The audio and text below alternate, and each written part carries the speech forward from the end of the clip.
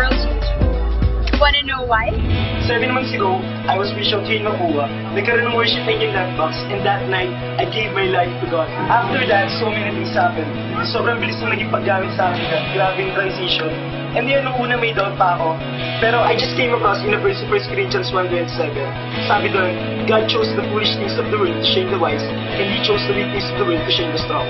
I can lead, kasi sigat naman yung work eh. I will just be the instrument. It all started with a simple invitation of my student to attend the Friday service at Victory Eagle. Yung ibig sige na nga magbigyan na ito matapos lang. During the service, God talked to me and said, mga hinahanap mo to feed yourself is not just money, success, achievements.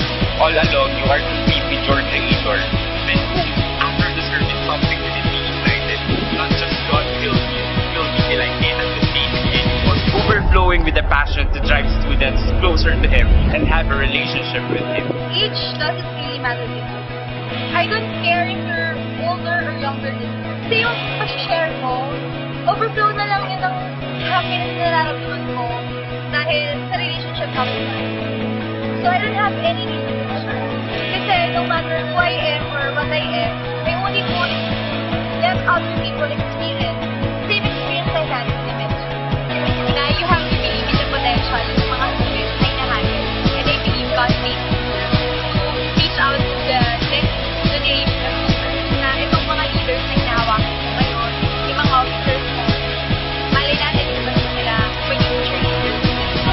Through my position, doors have been open to held the youth service inside the campus.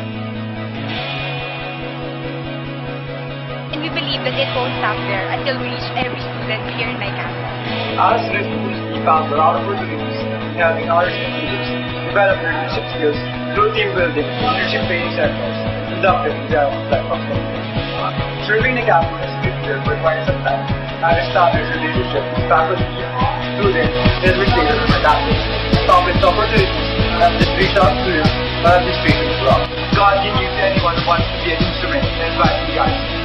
Vision, unites family.